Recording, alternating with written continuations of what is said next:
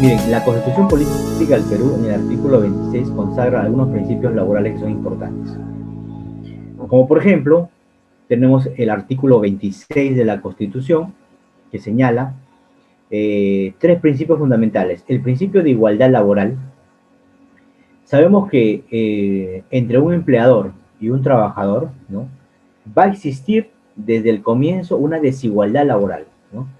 ¿Por qué? Porque el empleador es el empresario, ¿no? Es el que tiene el poder económico, es el que va a contratar al trabajador, ¿no? Es decir, no están en igualdad de condiciones. Así comienza. Lo que ha buscado la ley, la norma, la ley laboral, y a través de este principio también, es buscar que esa disparidad, ¿no?, o esa diferencia que existe entre empleador y trabajador sea más igualitaria, ¿no? Que existe igualdad de condiciones para los dos, que si el trabajador tiene menos armas, se les equipare a las armas que tiene el empleador para evitar los abusos laborales también, ¿no? Hace poquito nada más, hace poco, ¿no? Hace poco no, bueno, ayer, anteayer, ¿no?, que se estuvo debatiendo el tema del régimen laboral agrario, por ejemplo, ¿no? El régimen laboral agrario, en otra charla que di la vez pasada, hablábamos pues que en los regímenes especiales, dentro de todos los que hay, ¿no?, porque hay bastantes, había uno que es el régimen laboral agrario, en donde los beneficios laborales para los trabajadores eran bastante recortados, ¿no? Por ejemplo, la CTS, la gratificación, ¿no? El trabajador llegaba a julio y diciembre, no cobraba gratificación, llegaba mayo y llegaba noviembre, tampoco cobraba, o le depositaban CTS, ¿no? El proporcional de esos beneficios supuestamente se iban a la remuneración diaria o mensual que el trabajador ganaba, ¿no? Un colega ayer me decía, yo estoy en contra, me decía, de la derogatoria de del régimen agrario, ¿no? Estoy en contra de la ley de promoción agraria, porque me decía, si tú sacas el cálculo entre un trabajador, ¿no?, que tiene que está en régimen agrario y uno que está en régimen común, ¿no?, y haces una proyección anual de ambos, ¿no?, te vas a dar cuenta que es lo mismo, ¿no? Y yo le decía, en realidad no es lo mismo, ¿no? Yo sí he hecho la proyección el año pasado, y escribí un artículo para una revista, justamente sobre el régimen agrario. Y le dije, y no hay eh, a ver, perdón, por acá creo que hay una,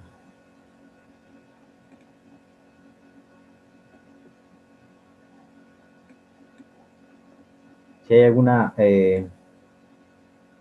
si hay alguna falla, por favor me avisan. Ya, ok, por ahí vi un mensaje.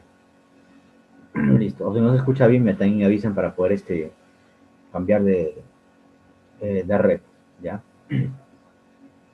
Bien, le decía, en el régimen agrario, entonces, eh, yo sí he hecho la proyección, ¿no? He hecho la proyección y sí hay diferencias, ¿no? Y el régimen agrario, sí, pues es un régimen agrario en realidad un poco complicado, por no decir otra cosa, ¿no? Eh, que supuestamente, como ya lo dijo también el gobierno, lo han dicho en varios medios de comunicación, era un régimen temporal, ¿no? Así fue creado, ¿no?, en el año 2000 aproximadamente. Un régimen temporal que supuestamente simplemente iba a estar en funcionamiento por unos 10 años para promover que las empresas del sector agroindustrial pues pudieran dedicarse a la exportación, al crecimiento, ¿no?, de su producción, de sus ganancias, ¿no?, y que pudieran impulsar ese sector de la agroindustria, ¿no? Pero fue por 10 años. Se llegó a los 10 años y volvieron a renovarlo por 10 años más, ¿no?, que justamente se vencía este año 2020. ¿No? Y ya acabando pues este 2020, nuevamente habían sacado otra ley que lo extendían hasta el 2030, ¿no? Imagínense, ya prácticamente 30 años de un régimen temporal, ¿no? Y quién sabe si en el 2030 lo volvían a ampliar por 10 años más, ¿no? O sea, si es temporal, creo yo, ¿no?, que debe ser por periodos más cortos, y además, pues, esa temporalidad tuvo que haber estado basada en su momento en algún estudio de mercado, ¿no?, en algún análisis económico, ¿no?, que si es que ha rendido frutos, entonces debieron ya pues eliminarlo, ¿no? Pero no lo han eliminado hasta recientes semanas porque que se plantearon las propuestas, perdón, las protestas, ¿no? y recién pues el Congreso también decidió derogar esta ley, y también el presidente, que si no me equivoco el día de ayer lo ha, lo ha suscrito, y ya lo publicaron el día de hoy en el diario oficial, ¿no? Entonces, esperemos que se mantenga así, y esperemos que los trabajadores a partir de ahora sean contratados pues en el régimen general, ¿no? Los que han estado en el régimen agrario, bueno, vamos a ver si es que pasan al régimen general, ¿no? No he leído todavía la norma, el texto de la norma, pero las leyes se aplican de aquí para adelante, ¿no? O sea, no se aplican de aquí para atrás. Por eso, si es que hay trabajadores que no están en el régimen agrario, hay que ver pues cuál es el periodo de repente de gracia para que luego pasen al régimen general. No creo que sea inmediato de un día para otro, ¿no? Pero bueno, vamos a ver eso quizá más adelante en otra charla que demos por ahí sobre el tema del régimen agrario. Bien, regresando nuevamente a lo que nos interesa el día de hoy. Perdón, aquí. No había terminado todavía con los principios. Hablaba entonces del principio de igualdad laboral, ¿no? Ahora en el régimen agrario se está buscando ya esa igualdad laboral que no existía, ¿no? Y que debe existir pues en todos los ámbitos laborales, ¿no? Tanto público como privado. El principio de irrenunciabilidad de derechos laborales.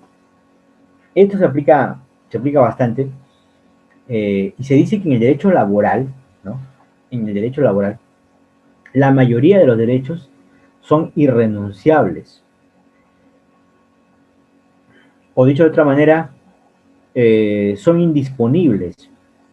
Es decir, el trabajador no puede disponer o no puede renunciar a algunos derechos laborales, ¿no? Casi la mayoría del derecho laboral, ¿no?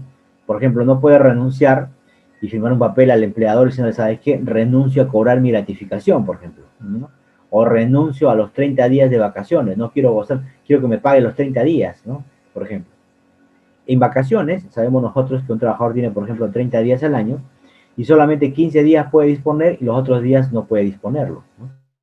Es decir, 15 días puede vender, o sea, sí puede renunciar a 15 días y venderlo, ¿no?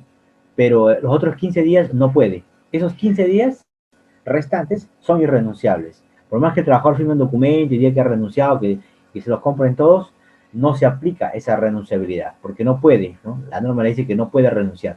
Tiene que descansar sí o sí esos 15 días, ¿ya? Así que cualquier pacto en contrario va a ser inválido, ¿no? Y así existen varios derechos laborales, pues en realidad, que son irrenunciables. La GTS, por ejemplo, también, ¿no?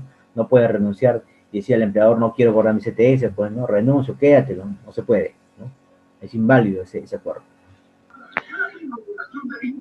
Y el principio del indulto pro operario, ¿no? Que no es otra cosa sino la duda favorece al trabajador, ¿no? Doctor, Y adelante. Respecto al tema de los derechos irrenunciables, en el caso de la nueva modificatoria, por ejemplo, de que realizan prácticas preprofesionales y profesionales, muchas veces se da el caso de que algunas empresas o algunas entidades solicitan que presenten que renuncian al tema del pago, porque ahora con la nueva modificatoria se paga el mínimo. ¿Eso también es válido o cómo lo podríamos manejar referente al tema del derecho laboral? Ya. Bueno, en el caso de las modalidades formativas y los practicantes, sí, pues hay una ley ya de modalidades formativas justamente que indica que a los trabajadores, perdón, a los practicantes se les debe pagar la remuneración mínima vital, ¿no? Como mínimo. Anteriormente o antiguamente, cuando no había esta ley, ¿no? Al practicante, pues, incluso había practicantes que hacían su labor gratis, ¿no? O que se les daba de repente para el pasaje, como dicen, ¿no? Se les daba sus 200 soles, sus 100 soles, ¿no? Me incluyo en ese grupo, ¿no? Cuando comencé, me acuerdo que hacía mis prácticas, me daban mis 100 soles, ¿no? Ahí estamos en el mismo grupo. Sí, sí, seguramente todos los que hemos pasado de repente por esa época, ¿no? No claro, lo llamaban una subvención, algo así, ¿no? Un estipendio, una subvención, un estipendio, exacto. o movilidad, ¿no? Sí, no, hoy en día no se puede. Hoy en día un trabajador, un practicante formal, ¿no? Cuando digo formal me refiero a que existe un convenio de prácticas firmado, un plan de prácticas también, ¿no? Cuáles son las funciones que se le va a asignar, el convenio con la institución educativa, ¿no? Si es practicante preprofesional, por ejemplo, ¿no? que se cumple el plan, hay una supervisión, o sea, hay un tema en realidad bastante formal. Entonces, se le tiene que pagar necesariamente la remuneración mínima vital, ¿no? Incluso darle sus beneficios también, bueno, no beneficios laborales porque no son trabajadores, pero sus beneficios de practicante, ¿no? Cuando llega el mes de julio, cuando llega al año, por ejemplo, sus 15 días también de descanso, ¿no? No podemos llamar de vacaciones, repito, como no son trabajadores, pero sí se les da esos beneficios, ¿no? A los practicantes, ¿no? Entonces, se tiene que cumplir esas formalidades, no se le puede dar. Lo puedes tener, sí, de repente, ¿no? Ahí, pero es ilegal, ¿no? Si te llega una fiscalización, te van a obligar, ¿no? A que tú le pagues completo, pues, al trabajador lo que le correspondía como practicante, ¿no? Eso es lo que sucede ahora, ¿no? Genial, gracias, doctor. Listo, Max. Bien. Miren, ¿no? Interesante la pregunta de su compañero Max para aclarar este punto de los practicantes, ¿no? Así funciona el día de hoy, ¿no?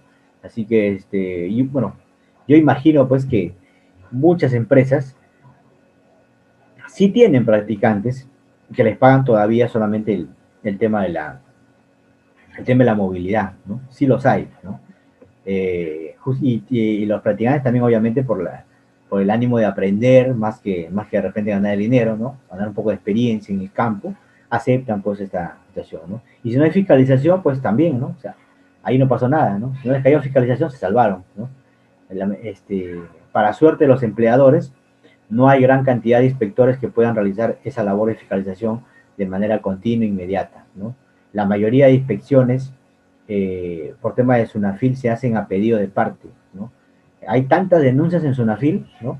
De tantos trabajadores que hacen, que la cantidad de inspectores que tienen es insuficiente y se dedican únicamente a hacer las fiscalizaciones de esos casos que son denunciados, ¿no? No hacen muchas, digamos, operativos de manera inopinada o de oficio, ¿no? Porque no hay pues la cantidad de personal necesaria, ¿no? Incluso el mismo Sunafil, miren, se queja de algunos derechos laborales que no son cumplidos con ellos, por ejemplo, ¿no? Siendo Sunafil, la misma entidad no cumple con pagarle algunas bonificaciones, por ejemplo, que a ellos les corresponde, ¿no? Ayer hablaba con un colega y me decía que tenía algunos amigos por ahí que le habían consultado, que querían hacer su reclamo al mismo Sunafil, y eran inspectores laborales, ¿no? Y me pasaban la voz para poder asesorarlos pues, en el tema de sus reclamos, ¿no? Entonces, si la misma Sunafil no cumple, imagínense, ¿no? No hay ni siquiera un ejemplo por ahí para fiscalizar, pero bueno. Vamos al tercer principio que estaba hablando, el principio del indubio pro operario, ¿no? Este principio, como en el derecho penal tenemos un principio que se llama el indubio pro reo, quiere decir la duda favorece al reo, ¿no? Si hay, por ejemplo, un análisis, un litigio o la duda de repente, si le otorgan o no un beneficio al trabajador, ¿no? Esa duda debe favorecer al trabajador, ¿no? Así como en penal, favorece al reo, ¿no? Una persona que es acusada en derecho penal, por ejemplo, de un delito, el abogado del acusado, ¿no? Del que está acusado, por ejemplo, de homicidio, lo único que tiene que demostrar en el proceso ni siquiera es la inocencia del acusado, sino que existe alguna duda, una probabilidad de que sea inocente, ¿no? Y ante esa duda tiene que favorecer al acusado, ¿no? En derecho laboral el mismo principio se aplica, ¿no? Se denomina indubio pro operario, y si existiera alguna duda de si le corresponde o no un beneficio al trabajador, esa pequeña duda el juez debería inclinarla a favor del trabajador, ¿no? Entonces, a eso se refiere, ¿no? El principio del indubio pro operario. Bueno, aparte de estos principios, hay otros también, ¿no? Recogidos ya por el Tribunal Constitucional, máximo órgano de interpretación de la Constitución, ¿no? Seguramente también lo han escuchado ustedes en las noticias hace poco, ¿no? La labor que hacen los magistrados del Tribunal Constitucional, que analizan, interpretan, dan alcances generales sobre el tema de la Constitución. Ellos también han establecido en varias jurisprudencias, porque, bueno, ven todas las materias, pues, ¿no? Ven temas, todas las materias que han sido sometidas a análisis, dan una opinión. Y tenemos ahí dos principios, por ejemplo, fundamentales. Sí, adelante, Doctor. ¿alguien quiere hablar? Sí, doctor. Referente al principio de indubio pro operario, yo quería consultarle si ese simple duda o sea que favorece en este caso al trabajador, tiene que estar sustentado en prueba o simplemente por lo que él dice o lo que él alega nada más. Ya. No, tiene que estar sustentado. Si es que, si es que no estuviera sustentado, miren, si por ejemplo un trabajador va a un proceso laboral y dice, yo he trabajado para el empleador, para mi empleador, he trabajado 30 años, ¿no? No simplemente por el hecho de esa declaración se va a entender de que el trabajador efectivamente ha laborado esos 30 años, ¿no? Por ejemplo, no basta con la palabra, tiene que haber otras pruebas, digamos, no contundentes, pero sí de repente coetáneas, idóneas, ¿no? Al tiempo. Por ejemplo, si yo digo que he trabajado 30 años, ¿no? Debería por lo menos presentar algún tipo de documentación. Por ejemplo, puede que no exista de repente contrato, ¿no? Pero de repente hay un registro de asistencia, ¿no? De algunos meses cuando inicié a laborar. Entonces, ahí, por ejemplo, no hay contrato, no hay prueba contundente de que ha sido trabajador, pero esos indicios me llevan a una duda razonable. Eso es lo que dice el juez, ¿no? Que efectivamente esta persona sí ha trabajado en esa época para, para el empleador, ¿no? Claro. Por Doc, ejemplo, si yo digo ¿y qué que, pasa? Doctor, ¿y qué pasaría, por ejemplo, si el empleado fue contratado intermitentemente, como se podría llamar, ¿no? Por ejemplo, un año, y de ahí después de un año más nuevamente ha sido contratado, pero él alega que ha sido continuamente, ¿no? Pero existen pues ingresos o el tema de la asistencia y todo eso, ¿no? ya, en el contrato intermitente hay ciertas formalidades que se tienen que cumplir, sí o sí, ¿ya? Bueno, esa modalidad de contrato se utiliza bastante en el sector pesca, también lo he visto que lo han utilizado en el sector agroindustrial, ¿ya? Pero el trabajador, por ejemplo, sabemos que en intermitente hay periodos de actividad y periodos de inactividad, ¿no? En esos periodos de actividad no hay problema, ¿no? Hace labor efectiva, le pagan de repente. En los periodos de inactividad es el problema, ¿no? Porque de repente ha estado, no sé, inactivo 3, 4, de repente 5 meses, ¿no? Sin actividad. Entonces, si yo alego que he realizado, yo como trabajador alego en un juicio que he trabajado de manera continua para mi empleador, ¿no? Tendría que presentar algún documento que en ese periodo de inactividad, aunque sea, por ejemplo, esos 5 meses de inactividad que dice el empleador que no he trabajado, aunque sea de repente un documento que diga por ahí que en medio de esos 5 meses, por ahí, a los 2 meses y medio, fui a trabajar de repente 3 días, ¿no? Asistí a trabajar, ¿no? O tengo un memo, una comunicación o algo, ¿no? Con ese pequeño indicio, por ejemplo, bacán, ya podría ganarlo. Porque también podría presentar un exhibicional, ¿no? Que también se aplica, por ejemplo, para procesos laborales, ¿no? Un trabajador puede el día de hoy demandar un proceso judicial, presentar la copia de una sola boleta de pago, ¿no? Y decir, he trabajado, por ejemplo, 10 años, ¿no?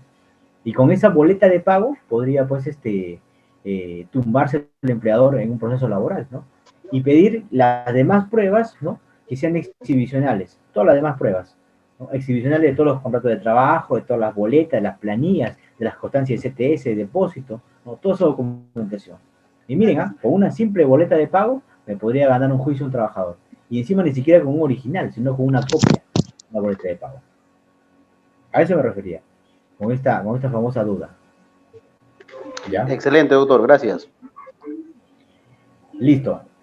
Para acabar a ver los dos últimos principios. El principio de primacía de la realidad y el principio de inmediatez, ¿no? Bueno, a ver, de manera resumida, el principio de primacía de la realidad dice,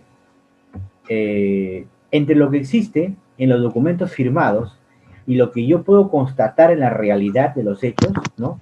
O lo que se puede constatar en la realidad de los hechos, debe primar siempre lo que existe en la realidad de los hechos, ¿ya?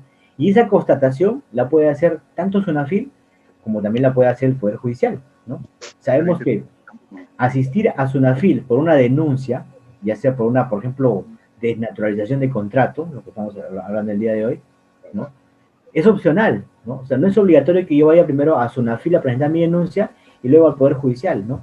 Si yo como trabajador considero de repente que voy a perder tiempo en SUNAFIL o no quiero ir por SUNAFIL, me voy directamente al Poder Judicial, puedo solicitar al juez que aplique este principio de primacía de la realidad. ¿Y cómo lo puedo hacer? Por ejemplo, si el trabajador nuevamente es contratado mediante un contrato de locación de servicios, o por último, ni siquiera firmó contrato de locación de servicios, solamente giraba recibos por honorarios mensuales y se le pagaba por el servicio que realizaba, ¿no? Pero ese servicio en el fondo era un servicio exclusivo, era personal, ¿no? Lo realizaba solamente esa persona, ¿no? Y era remunerado encima. Acredito los tres elementos del contrato de trabajo. Si acredito eso, por ejemplo, automáticamente se va a aplicar el principio de primacía de realidad. Quiere decir, el empleador puede decir, el señor no era trabajador de la empresa, era un locador de servicios, era un prestador de servicios. Por eso no estaba en planilla y por eso no le pagaba beneficios, ¿no? Eso es lo que puede decir el empleador, o va a decir seguramente en un proceso judicial. Pero yo puedo decirle, un momento, yo giraba recibos por honorarios, es cierto, me pagaban con recibos por honorarios, pero la labor que yo realizaba era una labor de trabajador, ¿no? No era una prestación de servicios, ¿no? Entonces, y acredito que de repente la labor la he realizado, como repito, exclusivamente para el empleador, me ha pagado por eso y encima he estado sujeto a las órdenes o directivas, ¿no? O subordinación en general del empleador. Acredito eso, se aplica el principio de primacía de la realidad. Quiere decir que por encima de que no exista documento firmado de un contrato de trabajo, en la realidad se aprecia que sí ha existido esa relación laboral y ese contrato de trabajo a tiempo indeterminado, ¿no? Entonces, hay que dar preferencia a lo que existe en la realidad de los hechos por encima de los documentos, ¿no? Si se constata esto. Eso es el principio de primacía de la realidad. Y el principio de inmediatez se aplica básicamente para las sanciones que se aplica a un trabajador, ¿no? Por ejemplo, si un trabajador comete una falta grave, ¿no? En la empresa, yo tengo que aplicar el principio de inmediatez para sancionarlo. ¿Qué cosa es el principio de inmediatez? Es aplicar la sanción de manera inmediata, de manera rápida, ¿no? Si comete la falta, por ejemplo, hoy día, 5 de diciembre, ¿no? Yo tengo que aplicar la sanción en un plazo inmediato, ¿no? La norma no señala cuál es el plazo inmediato, solo dice de manera inmediata, ¿no? El que señala el plazo inmediato es el Tribunal Constitucional, ¿no? Que justamente, miren, tanto lo han cuestionado, pues, ¿no? Al tribunal. El Tribunal Constitucional es aquel intérprete de la Constitución que está para llenar algunos vacíos que no están claros tampoco en la norma, ¿no? Entonces, en el caso del principio de inmediatez, por ejemplo, la norma no dice cuál es el plazo, ¿no? Pero el tribunal sí ha sacado varias sentencias de casos similares, ¿no? Y dice, bueno, tiene que ser de manera inmediata. ¿Cuándo se entiende de manera inmediata? Dice, un plazo prudencial y razonable podría ser 30 días, ¿no? Si comete la falta el 1 de diciembre, ¿no? Hay que hacer un análisis, una investigación, ¿no? Y dentro de esos 30 días aplicar la sanción al trabajador. Si pasan esos 30 días o un periodo más largo, 40 días, 45 días, 2 meses o 3 meses de repente, yo ya no podría aplicar esa sanción, porque si le aplico esa sanción ya en ese plazo de 60 días, por ejemplo, imagínense, ¿no? Aplico la sanción en ese periodo, se entendería de que en su momento la falta que cometió el trabajador ya ha sido perdonada. Y ha sido perdonada, ¿por qué? Porque la empresa ha estado en inacción, no ha tomado ninguna acción en contra del trabajador durante ese largo tiempo. Entonces, esa falta fue perdonada. Si lo sanciono ahora, estoy violando el principio de inmediatez.